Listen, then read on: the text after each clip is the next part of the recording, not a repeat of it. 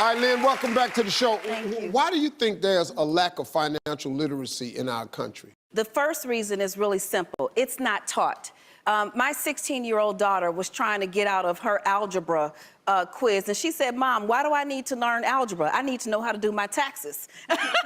Right. And the second reason, Steve, is because we are attached to things. We are attached to material things, clothing, furniture, jewelry, and cars, and we know that money can get us those things. And so we forget that 1 + 1 = 2, and we find ourselves in a deficit when it's too late. Wow. And you're absolutely correct about teaching, because financial literacy equals success. Yes. That's what it is. Well, Yeah. please welcome Jessica to the show. Hi, Jessica. Hi, Jessica. Hi. Welcome to the show. Thank you. So, Jessica, why do you need Lynn's help? It started with my divorce. I racked up credit card debt. I filed for bankruptcy. I'm in active bankruptcy right now. I've got 2 amazing children. My daughter Maya is 17. She'll be graduating in June, hopefully on to college in the fall. My son Tosh is 13. He's not far behind her.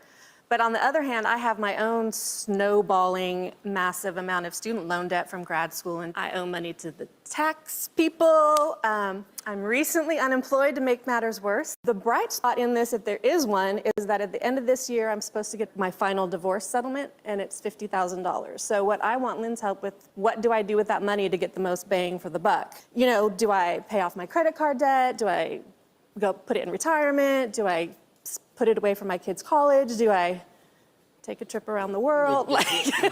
Me and Jessica has shared her debt with you. When you analyze her debt, what do you find? Right now, she's got about $100,000 in student loan debt. There's about 7 credit cards with high interest rates. And then we've got $10,000 owed to the IRS. Right now, you've got about $131,000 in debt, but we're gonna walk her through getting out of it. And I want everybody to understand, there are haters in this world, not just haters for success, but haters for you getting your money straight. Don't let anybody tell you that bankruptcy is something that is just wrong. I don't know where that comes from. It is legal and it is biblical. That's as right as you can get. And I am really proud of you, because you've been in this bankruptcy for how long? I'll be done next June. Oh, girl, give me a high five. I'm sorry. I would get down the trip. Yes. Yes. Okay, so Lynn, you've shown us how much debt she's in. How can you help her? Okay. There are some places that you can improve your budget. So the first thing I noticed, your income was less than your expenses. Right. Everybody has to understand 1 + 1 = 2. You cannot be successful if you are working against mathematics. So we reduced your giving to 0. Cell phone bills were $265. Crazy. Let me tell you something. They got $20 cell phones. So you need to reestablish your cell phone situation. And I always call and I tell them, listen, do you have any plans for new people? And they say, well, it's only for new people. Well, then you say, do I need to leave and come back and be new again? Okay. Right? And then clothing, I reduced your clothing. Right. Honey, you look sharp, okay? You just got it together. You don't need to buy any more clothes. I'm good on clothes. I agree. Okay? You can't buy no more clothes. Not while she's unemployed and trying to get back to the next step. Oh, okay. Yes, right. Entertainment, again, free. Everything has to be free. And then allowances. Okay, so how about we allow these kids to get a job, right? Allowances is too much, right? My daughter just got a job, so we're good for that. Well, right now you're at $4,100, and you can actually do this. You can breathe. You can think. It fits into your budget, and we should give her a round of applause for her new debt. Right. Thank you. So, Jessica, what do you think? Is that something that you can work on? Yeah, absolutely. I mean, like I said, my daughter just recently got a job, so that helps with the Which allowances. one of these you think you might struggle with? Entertainment is kind of tough because we like to go to the movies every once in a while. Here's something you can do. So you use your debit card for your daily expenses like gas. At the end of the month, those points add up, right? Your points add up on your debit card. Go look into your rewards in your bank and see what you can cash them in. I cashed in my debit card points every single month. We took our 3 kids to the movie, and they wanted the little laptop meal. We're getting 1 big popcorn and 1 big pop, and then we're going to refill it, and we're going to get 5. Pop? Absolutely. 1 large one. 4 people? 4 people. It's this So big. you passing that little nasty straw? No. You got to get Don't 4 nobody cups. want to drink after they daddy? You get it. No, I'm not going to the movie with y'all. It's Money Mondays. What can I tell you? Save money by any means necessary. I think this is a good plan.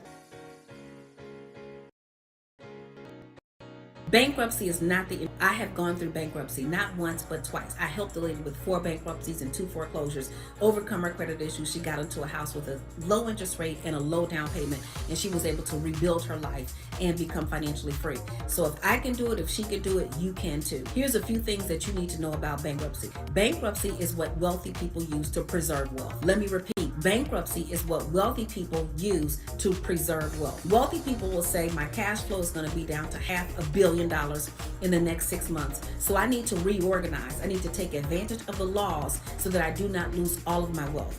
Poor people think that bankruptcy came from Satan. They think bankruptcy is bad. So by the time broke people and poor people get to the bankruptcy court, broke was 27 stages ago.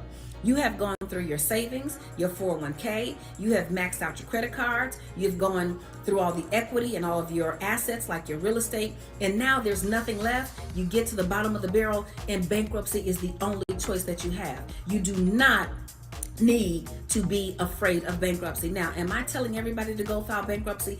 Absolutely not. The last time I filed bankruptcy, I was resolved and I was repentant and I was humble and I said, what do I need to do differently? So when I filed that bankruptcy, I got rid of all the debt. I did not keep any of the debt because I didn't want to be selective about which debt I was going to keep.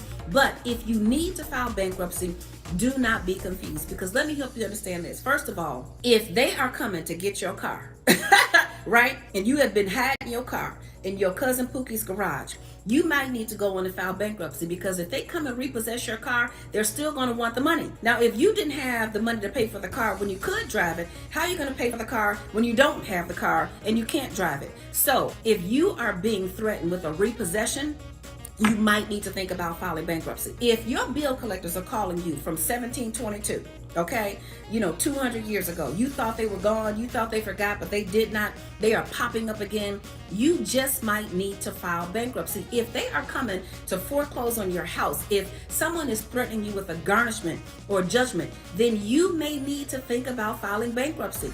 Don't let the hammer fall down on you and then have to try to recover.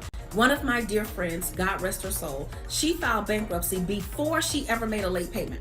She contacted me. She said, Lynn, listen, things are not going well. I have been robbing Peter to pay Paul. I've been using the money off of this credit card to pay that credit card, getting money from this credit card to pay that credit card, and I am no longer going to be able to balance any of this at all. So before she ever made one late payment, she filed bankruptcy, and guess what? Her credit scores went up from the 700s to the 800s. Because here's the deal. The bankruptcy itself does not make your credit score go down. It's all the things that happened prior to the bankruptcy. It's the late payment on the car, the late payment on the mortgage, the late payment on the credit cards, the late payment on your installment debt. That is what makes you go into a bad credit score situation.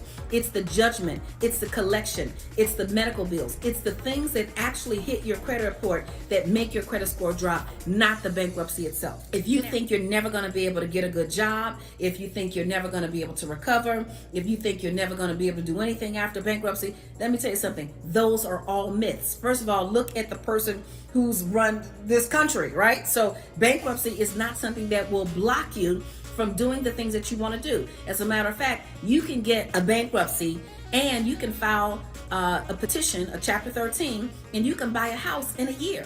You can buy a house in 2 years, depending on what kind of bankruptcy you just filed. You can get a car. You can rebuild your life after bankruptcy. Bankruptcy is not the end of the world. Do not believe the hype.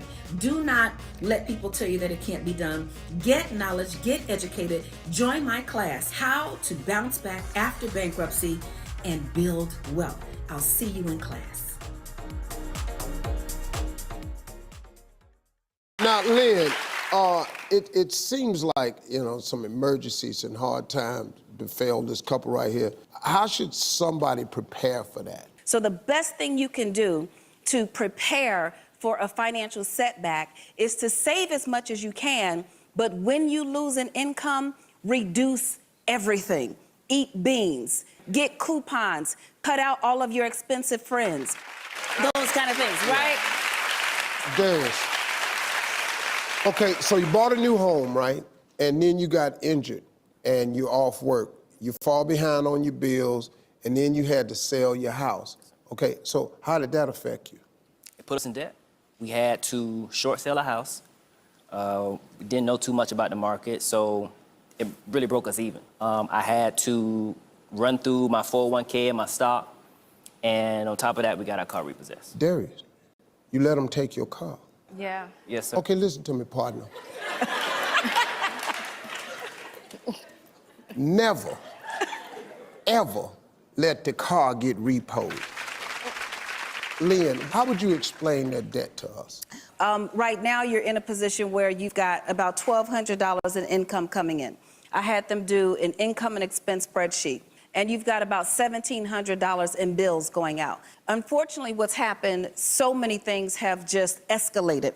Right now, they've got about a $16,000 debt for a car that they do not own. There are $10,000 in medical bills, and then there's another $9,000. Oh, because of his injury? Yes, okay. And then another $9,000 in attorney's fees. So right now there's about $50,000 in debt.